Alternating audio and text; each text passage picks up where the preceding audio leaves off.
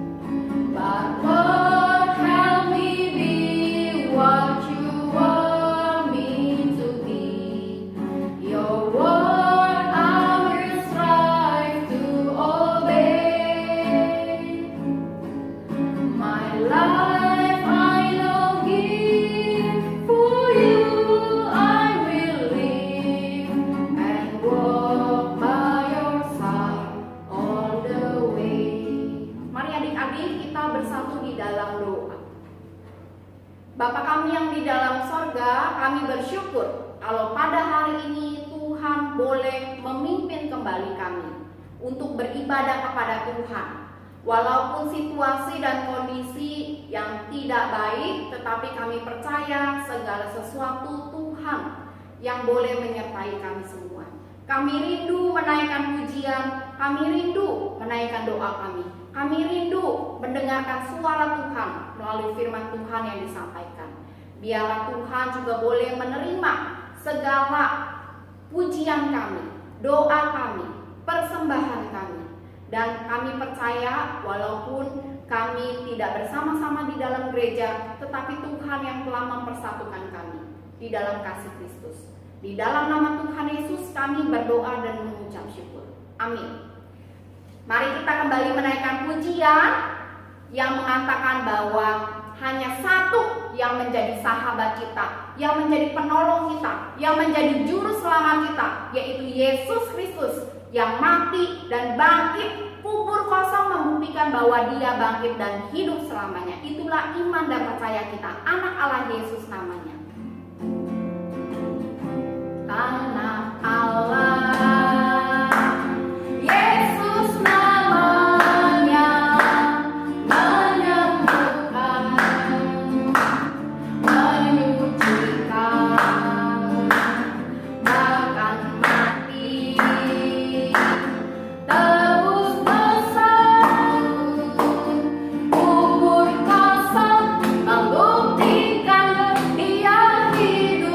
Dia hidup, ada hari esok. Dia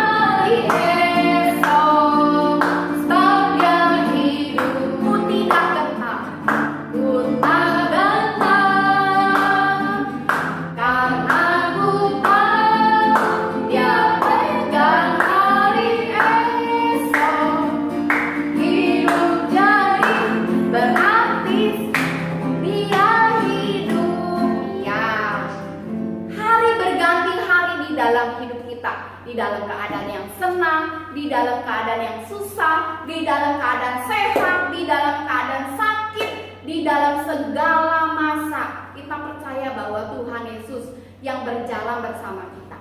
Hari berganti hari di dalam hidupku. Oleh sebab itu kita mau terus bernyanyi, memuji nama Tuhan, mengucap syukur, menaikkan doa kita kepada Tuhan.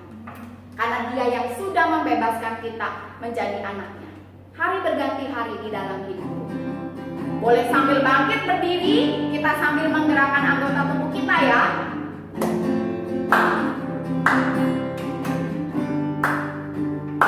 Hari berganti hari di dalam hidupku, ingin selalu bernyanyi, memuji namanya, Yesus Tuhanku, yang telah menebus dosaku dalam kasih-Nya.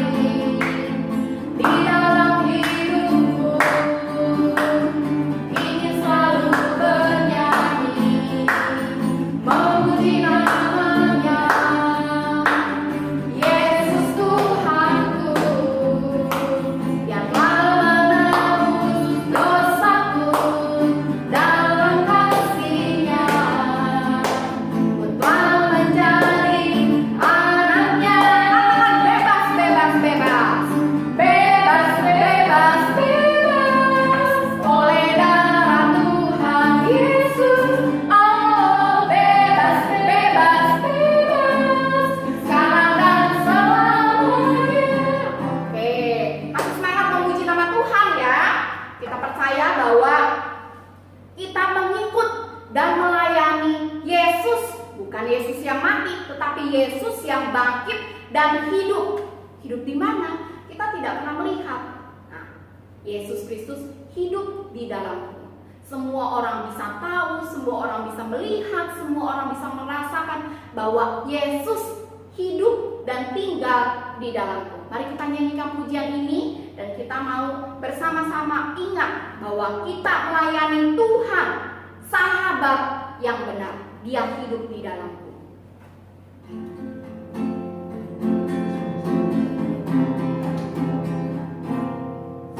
Ku melayani Tuhan, sahabat yang benar. Ku yakin Dia hidup sekarang dan selamanya. Rahmat-Nya ku alami, suaranya ku dengar. Tiap keperluanku di tangannya. Hidup, hidup, Kristus sungguh hidup. Ku rasa selalu dekatnya di dalam hidupku. Hidup, hidup, ku diselamatkannya. Katanya bukti Dia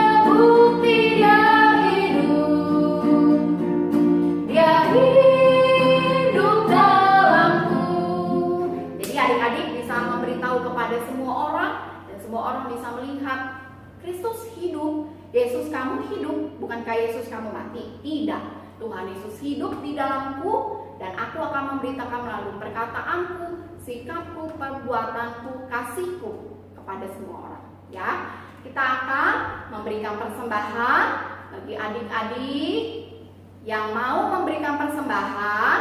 Adik-adik dapat memasukkannya ke dalam amplop apapun, lalu adik-adik dapat memberikan melalui mama papa, atau mama papa dapat memberikan persembahan adik-adik melalui transfer yang sudah ada nomornya, yaitu nomor gereja. Mari kita menyanyikan pujian Hati Senang. Cicil ini mau mengajak adik-adik semua sambil terus-menerus menyanyi, memuji Tuhan, berdoa dan mengucap syukur di dalam segala keadaan.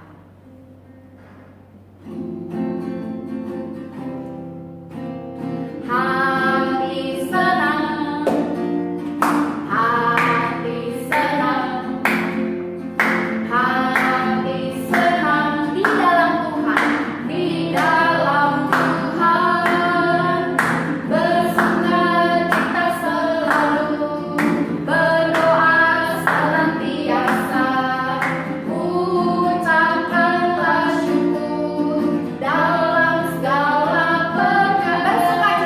Bersukacita selalu, berdoa senantiasa, ucapkanlah syukur dalam segala perkara. Adik-adik, Cicil ini juga mau memberikan pengumuman bahwa walaupun kita tidak beribadah di gereja, tetapi adik-adik dapat beribadah di rumah. Adik-adik juga boleh memberitahu kepada mama papa melalui Facebook GKAI Ampera, supaya mama papa juga dapat beribadah, memuji nama Tuhan, mendengarkan firman Tuhan. Adik-adik juga selain beribadah bersama dengan mama papa, adik-adik juga harus selalu beribadah di rumah setiap hari, berdoa, membaca firman Tuhan. Doakan juga seluruh orang-orang yang bekerja menghadapi situasi yang sulit ini. Ya, adik-adik dapat mengulang kembali. Apabila adik-adik mau mendengarkan firman Tuhan, adik-adik dapat membuka kembali YouTube Sekolah Minggu GKI Ampera. Adik-adik dapat mengulang kembali, mendengarkan kembali apabila adik-adik mendapatkan kesempatan. Kita akan mendengarkan firman Tuhan. Mari kita menyiapkan hati dan pikiran kita. Kita mau minta kepada Tuhan yang mempunyai firman Tuhan, supaya firman itu boleh menyertai kita dari sekarang sampai selama-lamanya, menjadi terang bagi jalan kita, menjadi pelita bagi kaki kita. Firman-Mu pelita bagi kakiku. Firman-Mu pelita bagi kakiku, terang bagi jalanku. Firman-Mu pelita bagi kakiku, terang bagi jalanku. Waktuku bimbang dan hilang jalan. Waktuku bimbang dan hilang jalanku. Tetaplah Kau di sisiku, dan takkan ku takut asal Kau di dekatku, besertaku selamanya.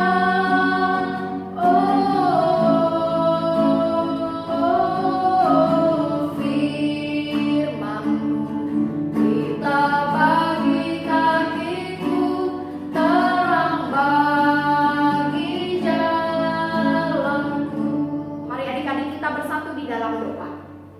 Tuhan Yesus, kami bersyukur. Tuhan Yesus tidak pernah meninggalkan kami.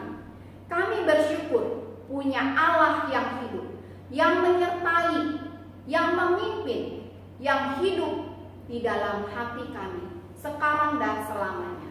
Kami rindu mendengarkan firman Tuhan yang memimpin kami, menyertai kami, menghibur kami, menguatkan kami.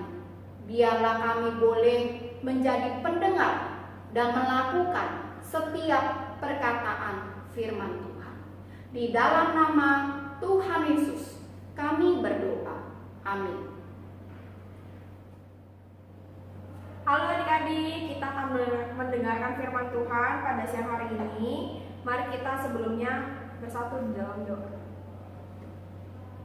Bapa kami yang di surga, kami bersyukur untuk hari yang Tuhan sediakan bagi kami. Kami boleh datang beribadah, mengucapkan syukur di hadapan Tuhan, menaikkan puji-pujian, dan juga membawa persembahan di hadapan Tuhan. Kalau sekarang kami mau belajar firman Tuhan yang merupakan terang dan jalan bagi kaki kami. Kiranya Tuhan boleh tolong kami melalui Allah Roh Kudus yang memberi kami pengertian akan firman Tuhan. Hanya di dalam nama Tuhan Yesus kami berdoa. Amin. Nah, sebelumnya Cici mau tanya, minggu lalu kalian dengar firman Tuhan tentang apa sih? Ya, kita mendengarkan firman Tuhan tentang kisah kebangkitan Tuhan Yesus. Hari ini Cici akan bahas satu cerita peristiwa yang di hari yang sama setelah kebangkitan Yesus, yaitu di mana Tuhan Yesus menampakkan diri di jalan ke Emmaus kepada dua orang murid yang sedang berjalan ke Emmaus. Firman Tuhan hari ini diambil dari Lukas pasal 24 ayat 13 sampai 35. Lukas pasal 24 ayat 13 sampai 35. Adik-adik buka Alkitabnya ya, kita mau baca ini bareng-bareng. Kita baca secara bergantian. Lukas pasal 24 ayat 13 sampai 35. Yesus menampakkan diri di jalan ke Emmaus.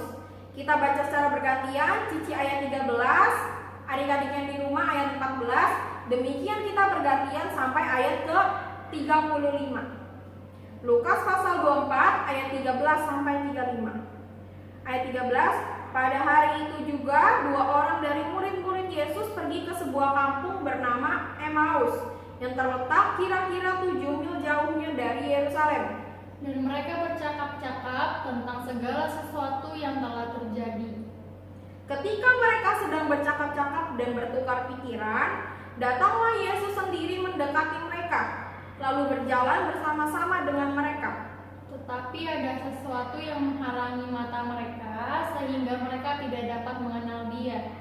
Yesus berkata kepada mereka, "Apakah yang kamu percakapkan sementara kamu berjalan?" Maka berhentilah mereka dengan muka muram. Seorang dari mereka, namanya Kleopas, menjawabnya, "Adakah engkau satu-satunya orang asing di Yerusalem yang tidak tahu apa yang terjadi di situ pada hari-hari belakangan ini?" Katanya kepada mereka, "Apakah itu?" Jawab mereka, "Apa yang terjadi dengan Yesus orang Nazaret? Dia adalah seorang nabi yang berkuasa dalam pekerjaan dan perkataan di hadapan Allah dan di depan seluruh bangsa kami. Tetapi imam-imam kepala dan pemimpin-pemimpin kami telah menyerahkan Dia untuk dihukum mati, dan mereka telah menyalibkannya. Padahal kami dahulu mengharapkan bahwa Dialah yang datang untuk membebaskan bangsa Israel. Tetapi sementara itu telah lewat 3 hari sejak semuanya itu terjadi. Tetapi beberapa perempuan dari kalangan kami telah mengejutkan kami. Pagi-pagi buta mereka telah pergi ke kubur dan tidak menemukan mayatnya. Lalu mereka datang dengan berita bahwa telah kelihatan kepada mereka malaikat-malaikat yang mengatakan bahwa Ia hidup. Dan beberapa teman kami telah pergi ke kubur itu dan mendapati bahwa memang benar yang dikatakan perempuan-perempuan itu, tetapi dia tidak melihat, mereka lihat. Lalu Ia berkata kepada mereka, "Hai kamu orang bodoh, betapa lambannya hatimu, sehingga kamu tidak percaya segala sesuatu yang telah dikatakan para nabi. Bukankah Mesias harus menderita semuanya itu untuk masuk ke dalam kemuliaannya?" Lalu ia menjelaskan kepada mereka apa yang tertulis tentang dia dalam seluruh kitab suci, mulai dari kitab-kitab Musa dan segala kitab nabi-nabi. Mereka mendekati kampung yang mereka tuju, lalu ia berbuat seolah-olah hendak meneruskan perjalanan. Tetapi mereka sangat mendesaknya, berkatanya, "Tinggallah bersama-sama dengan kami, sebab hari telah menjelang malam dan matahari hampir terbenam." Lalu masuklah ia untuk tinggal bersama-sama dengan mereka. Waktu ia duduk makan dengan mereka, ia mengambil roti, mengucap berkat, lalu memecah-mecahkannya dan memberikannya kepada mereka. Ketika itu terbukalah mata mereka dan mereka pun mengenal dia, tetapi ia lenyap dari tengah-tengah mereka. Kata mereka seorang kepada yang lain, "Bukankah hati kita berkobar-kobar ketika ia berbicara dengan kita di tengah jalan, dan ketika ia menerangkan kitab suci kepada kita?" Lalu bangunlah mereka dan terus kembali ke Yerusalem. Di situ mereka mendapati ke-11 murid itu, mereka sedang berkumpul bersama-sama dengan teman-teman mereka. Kata mereka itu, "Sesungguhnya Tuhan telah bangkit dan telah menampakkan diri kepada Simon." Lalu kedua orang itu pun menceritakan apa yang terjadi di tengah jalan dan bagaimana mereka mengenal dia pada waktu ia memecah-mecahkan roti. Ya, di perikop sebelumnya itu diceritakan tentang kebangkitan Tuhan Yesus, tentang kubur Yesus yang kosong. Lalu saat itu para perempuan menyaksikannya dan perempuan ini menceritakan kepada murid-murid dan orang-orang saat itu kalau kubur Yesus telah kosong. Tapi apa? Orang-orang yang mendengar cerita perempuan itu tidak percaya. Mereka menganggap omongan perempuan itu adalah omongan kosong saja. Nah, di hari ini kita akan bahas Yesus yang menampakkan diri di perjalanan ke Emmaus. Ini adalah hari yang sama ya ketika kubur Yesus kosong. Nah, di ayat 13 ini dikatakan ketika hari yang sama saat kubur Yesus kosong, Yesus menampakkan diri kepada dua orang murid yang sedang berjalan ke Emmaus ya. Dua orang murid ini bukanlah bagian dari ke-11 murid Yesus, tapi mereka ini adalah orang-orang yang dari awal sudah percaya tentang pengajaran Yesus, menganggap Yesus sebagai guru mereka. Mereka dengan setia mengikuti Yesus, bahkan dia juga melihat kisah penyaliban Yesus. Ya, ini petanya. Ya, mereka melakukan perjalanan dari Yerusalem, mereka pergi ke Emmaus yang letaknya sekitar 7 mil atau 11 km jauhnya ya. Selanjutnya kita lihat di ayat 14. Di dalam perjalanan mereka sedang membicarakan apa yang baru saja terjadi ya. Kalian bayangin mereka yang baru melihat gurunya sendiri setelah disalibkan, setelah mati di atas kayu salib, mereka kembali ke kampung mereka, ke Emmaus. Mereka sedang bercakap-cakap, bertukar pikiran ya. Tapi saat mereka sedang berbicara satu dengan lainnya, di ayat 15 dikatakan bahwa Yesus datang mendekati mereka. Lalu di ayat 16 dikatakan kalau ada sesuatu yang menghalangi mereka, sehingga dua orang ini tidak dapat mengenal Yesus yang sedang berjalan bersama-sama dengan mereka. Lalu setelah itu Yesus saat datang ke mendekati mereka, Yesus berkata, "Apakah yang kamu percakapkan dari tadi sedang kamu berjalan? Apa yang kamu omongin sih selama kamu berjalan nih?" Nah, seorang dari mereka yang namanya Kleopas menjawabnya, "Kamu emang gak tahu kejadian yang sangat heboh di Yerusalem belakangan ini yang baru saja terjadi? Masa kamu orang asing yang tidak tahu sih tentang cerita itu?" Kleopas bertanya seperti itu. Lalu Yesus kembali bertanya, "Apakah itu? Apa ceritanya? Emang ada apa?" Ya. Lalu Tuhan Yesus memberi kesempatan kepada dua orang ini untuk menyampaikan apa yang ada di pikiran mereka, apa yang menjadi pendapat mereka ya. Tuhan Yesus bertanya, "Apa yang kalian bicarakan itu?" Lalu mereka pun menceritakan ya. Mereka menceritakan dari awal apa yang terjadi dengan Yesus, orang Nazaret itu. Dia adalah seorang nabi. Dia adalah orang yang berkuasa di dalam pekerjaan dan perkataan di hadapan Allah dan di depan seluruh bangsa kami. Awalnya mereka ceritain siapa itu Yesus ya. Mereka bilang Yesus adalah seorang nabi dari Nazaret. Dia adalah orang yang berkuasa di dalam pekerjaan dan perkataan di hadapan Allah. Lalu dilanjutkan di ayat 20 mereka bilang, "Tapi para imam-imam kepala dan petinggi agama kami telah menyerahkan Yesus untuk disalibkan. Ayat 21, mereka menyampaikan harapan mereka apa yang ada di dalam pikiran mereka ya. Padahal kami mengharapkan kalau Yesus itu adalah orang yang Tuhan utus untuk menyelamatkan kami dari penjajahan yang sedang dilakukan oleh bangsa Romawi. Mereka mengharapkan kalau Yesus datang hanya untuk membebaskan mereka dari penjajahan ya. Tapi yang kita tahu Tuhan Yesus lebih dari itu. Dia datang untuk membebaskan kita semua dari perbudakan akan dosa ya. Terus dilanjutkan lagi ceritanya. Tapi tadi pagi para perempuan itu cerita kepada kami kalau kubur Yesus telah kosong, tapi mayatnya nggak ada ya. Lalu mereka datang dengan berita bahwa telah kelihatan pada mereka ada malaikat-malaikat. Dua orang ini cerita kepada Yesus tentang kejadian yang terjadi, yang dilihat oleh para perempuan-perempuan itu pada awalnya. Dan dilanjutkan lagi ceritanya kalau beberapa teman dari dua orang ini telah pergi ke kubur itu sendiri mengecek ya, apakah benar kubur Yesus kosong. Ternyata benar kubur itu kosong, sesuai dengan yang dikatakan oleh para perempuan itu. Setelah dua orang ini bercerita kepada Yesus, Tuhan Yesus langsung menjawabnya di ayat 25 ya. Lalu ia berkata kepada mereka, "Hai kamu orang bodoh, betapa lambannya hatimu, sehingga kamu tidak percaya segala sesuatu yang telah dikatakan para nabi." Emang apa yang dikatakan para nabi? Sampai Yesus bilang mereka begitu lamban ya untuk percaya. Ternyata semuanya ini sudah dinubuatkan oleh para nabi dari kitab Perjanjian Lama ya. Lalu tuh di ayat 26 Tuhan Yesus bilang, "Bukankah Mesias harus menderita semuanya itu untuk masuk dalam kemuliaannya?" Lalu Tuhan Yesus pun mengajarkan kepada dua orang ini ya, kepada dua orang ini tentang apa yang harus terjadi kepada Yesus itu sendiri. Diajarkan melalui kitab-kitab. Ya, coba kita mau lihat apa sih yang kita Perjanjian Lama katakan tentang Yesus itu sendiri. Ya, dimulai dari kitab Kejadian 3, yaitu saat manusia jatuh di dalam dosa. Di situ Allah membuat janji untuk memberikan juru selamat bagi umat manusia. Setelah manusia jatuh dalam dosa, Tuhan memberikan janji kalau ada satu orang yang akan Tuhan kirim untuk menyelamatkan umat manusia dari perbudakan dosa.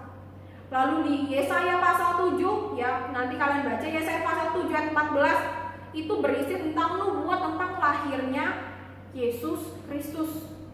Lalu ada lagi di kitab Nabi Yesaya lagi menubuatkan tentang kematian Yesus ya, dari nubuat tentang akan dikirimnya juru selamat, nubuat tentang Yesus yang akan lahir, ada juga nubuat tentang kematian Yesus di kitab Yesaya 53 ya.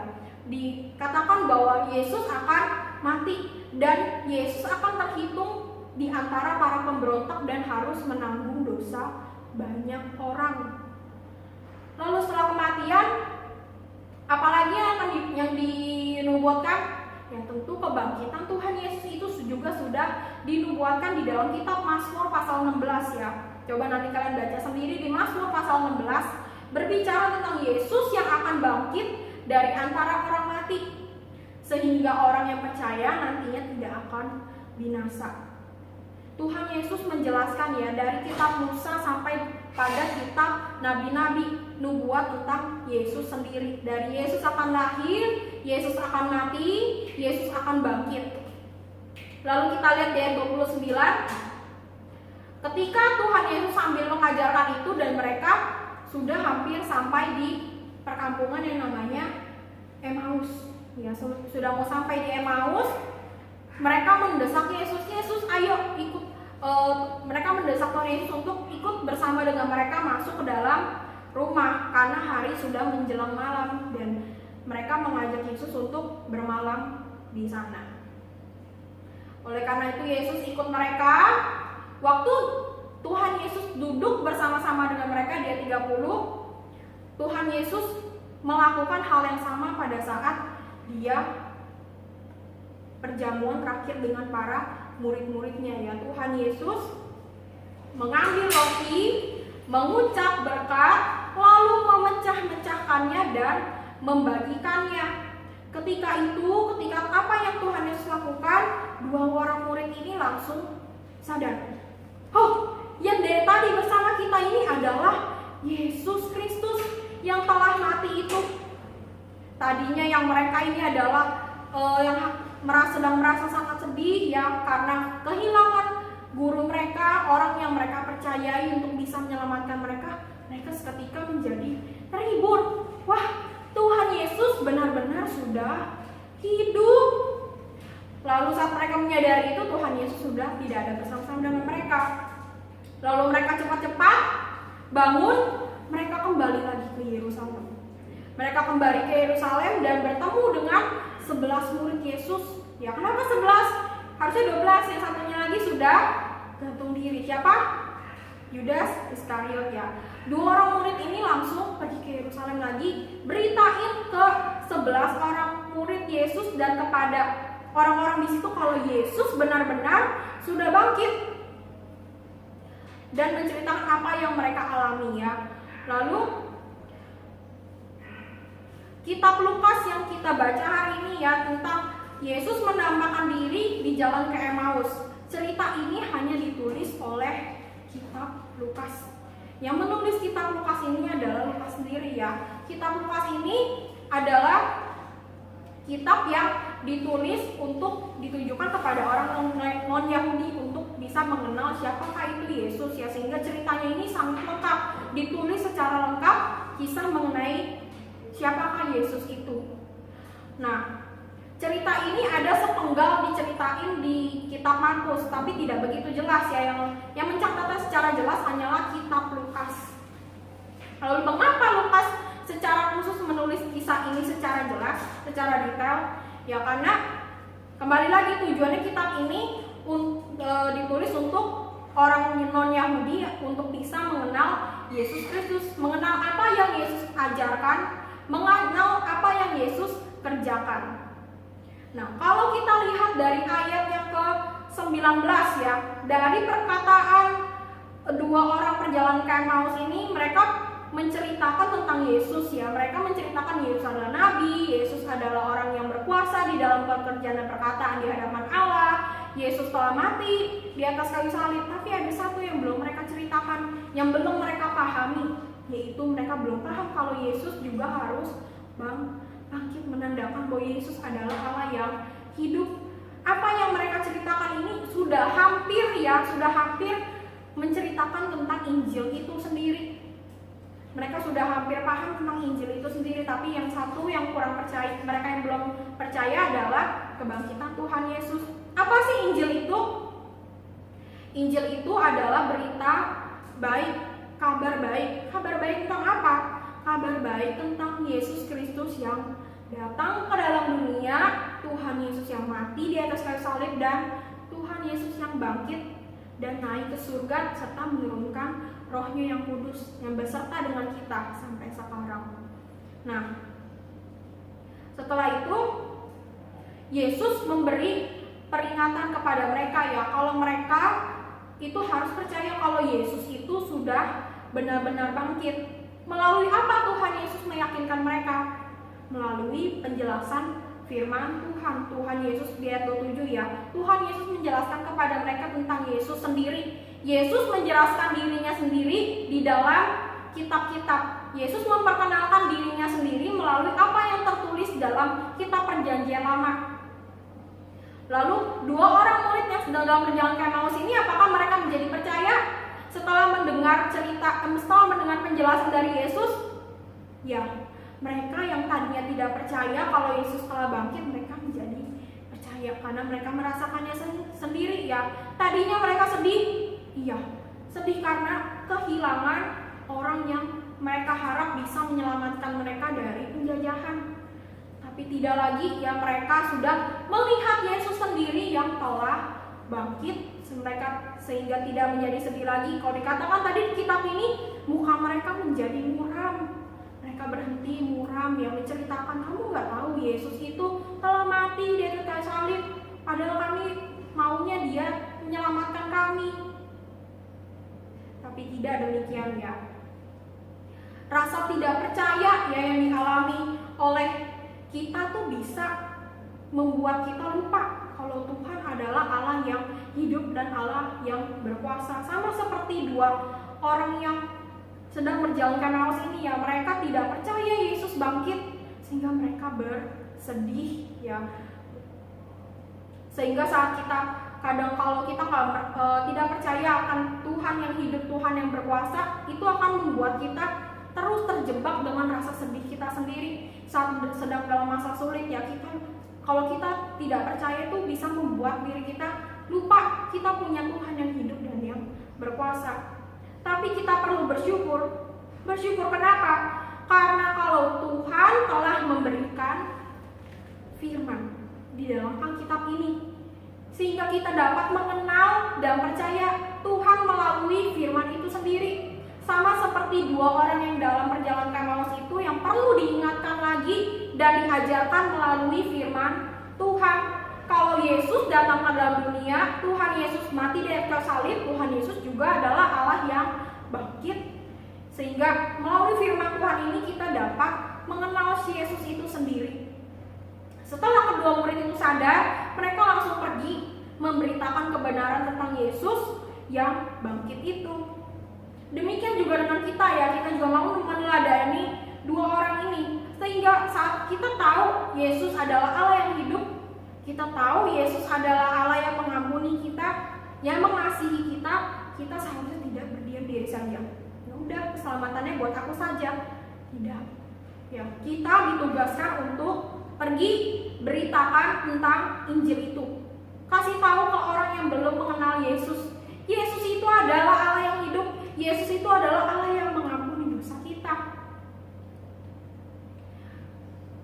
Sehingga nama Tuhan saja yang dipermuliakan di dalam kehidupan kita. Nah, sekarang coba kita buka di Roma pasal 6.